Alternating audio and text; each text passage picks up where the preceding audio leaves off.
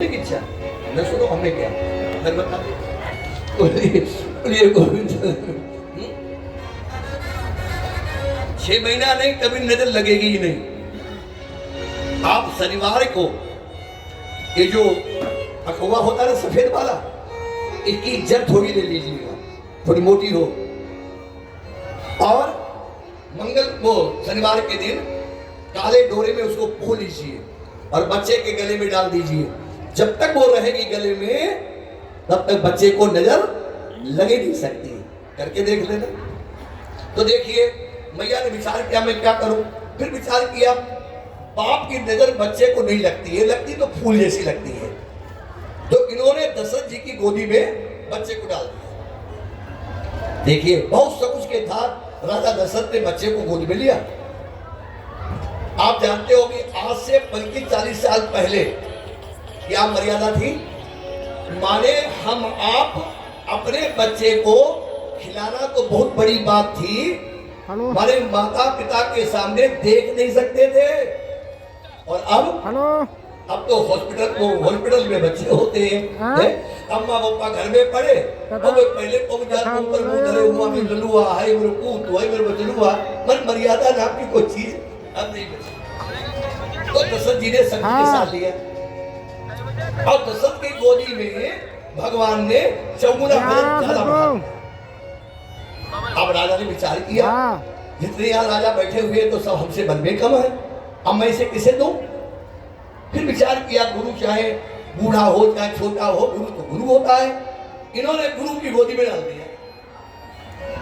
वशिष्ठ महाराज ने विचार किया 67 पीढ़ी बीत गई है, ये गठौन कराते खिलाते, लेकिन गठौन में लड़का कभी नहीं खिलाने पड़े हमको। क्या बात है। तब तक भगवान ने क्या किया, 8 गुना वजन गुरु की गोदी में बढ़ा दिया। अब बेचारे गुरु जी मरे जाए, बूढ़े गुरु जी सफेद दाढ़ा और वजन न सहन हो, लेकिन एकदम गुरु जी का दिमाग घूम गया। क्या बोले, हाँ इसका नाम मैं भुला सक रहा हूं, रमन्ते योगिनो यस्मिन् सा रामा, संपूर्ण योगियों के हृदय में रमण करने वाला इसका नाम होना चाहिए राम।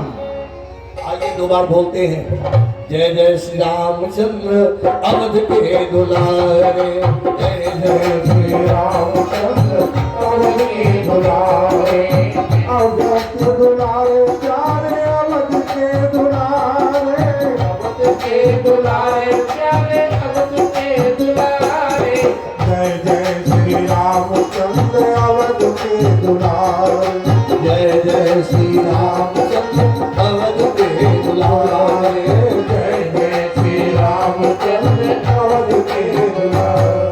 भगवान के साथ में भरत जी का नामकरण हुआ, लक्ष्मण शत्रुघ्न का नामकरण हुआ। उसके बाद में कथा कहां से प्रारंभ करते हैं नहीं है। तो देखिए दासी ने जाके कहा कि भैया एक ब्राह्मण आया है, हाथ देखता है, अगर आप चाहें तो रामलला का भी हाथ दिखा लिया जाए। भैया कौशल्या ने कहा पहले ये बता वो ब्राह्मण है कैसा। याद है आजकल ये जो हाहाकार मचा है,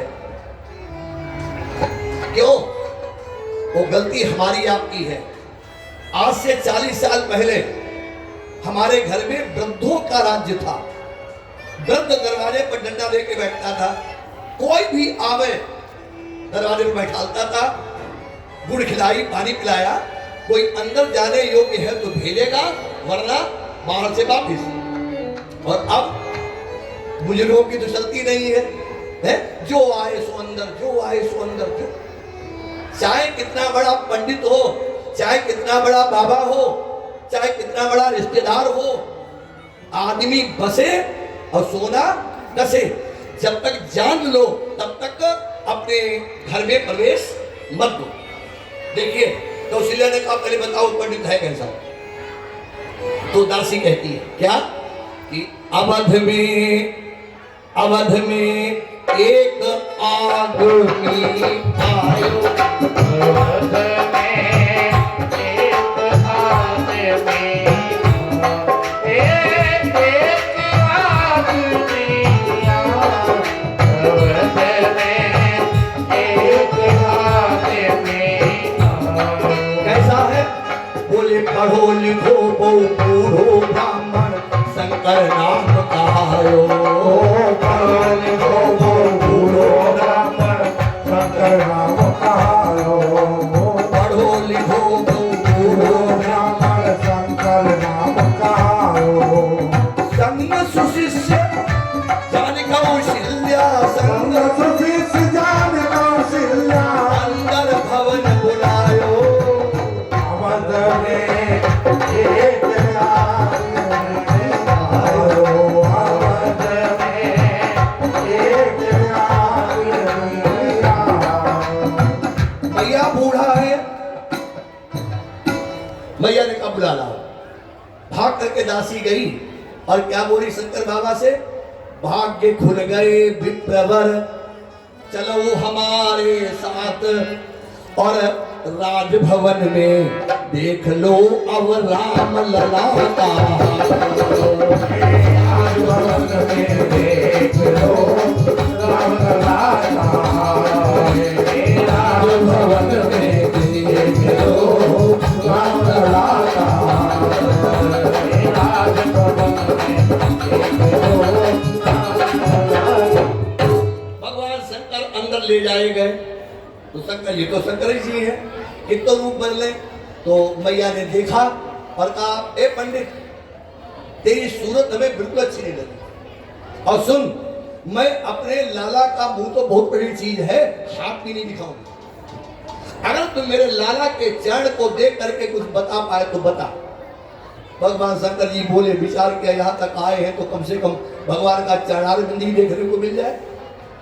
मैया मैं चरण देख के सब बता लेता हूं। जो मैया ने चरण खोला भगवान शंकर गदगद हो गए और कहा मैया तेरा लाला तो चक्रवर्ती सम्राट बनेगा। मैया बोली पंडित तुझे कुछ नहीं आता है, अरे चक्रवर्ती सम्राट जिसका बाप है वो चक्रवर्ती सम्राट हो गया तो कौन सी बड़ी बात हो गई, कोई नई बात बता। बोले नहीं बताऊं, बोले हाँ। बोले कुछ दिन के बाद एक बाबा आएगा तुम्हारे लाला को ले जाएगा। मैया कौशल्या ने कहा पंडित दक्षिणा में कभी रह गई हो तो बढ़ा दूं, मेरे लाला को कोई ले जाए ऐसा मत बोल। अरे बोले मैया काहे को घबरा रही है, बाबा आएगा तेरे लाला को ले जाएगा, लेकिन जब भेजने आएगा तो बटुआ ऐसी बहुएं लेकर के आएगा। मैया तो बड़ी खुश हो गई, बोले पंडित तुम तो बड़ा होशियार है, अच्छा एक काम कर और कुछ बता।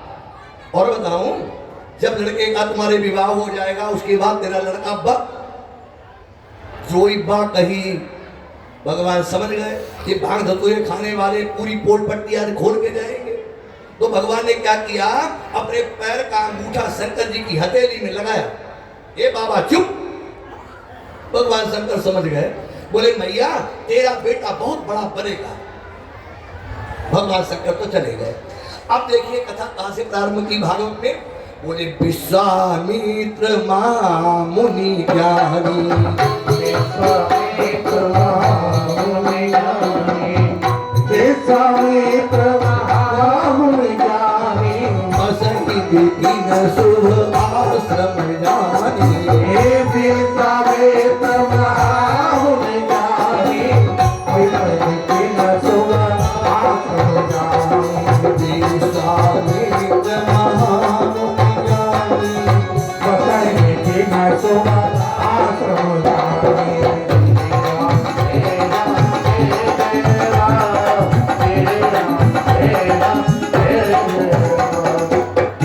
विश्वामित्र के मन में एक बात आई, गाधि तनय मन चिंता व्यापी हरिबिन मरई न निशिचर। मित्रों एक बात हमारी गांठ मान लो, इस भारत वर्ष में जब जब आपत्तियां आई किसी राजा ने मदद नहीं की है, किसी महात्मा ने मदद की। जी हाँ, विश्वामित्र कौन है, महात्मा है। इनके मन में चिंता आई कि बिना भगवान के राक्षस मरने वाले नहीं, और भगवान का अवतार हो चुका है। तो ये कहां पहुंच गए, अयोध्यापुरी में। जब राजा दशरथ ने सुना तो विश्वामित्र का बड़ा सम्मान किया, पैर पखारे, भोजन कराए, उसके बाद में वचन दे दिया प्रभु आज आप जो मांगेंगे मैं आपको दे दूंगा। बताइए आप कैसे पधारे हैं? तो विश्वामित्र ने कहा, राजन मैं तुमसे कुछ मांगने आया हूं। क्यों? बोले जिस समय यज्ञ मैं करता हूं निश्चित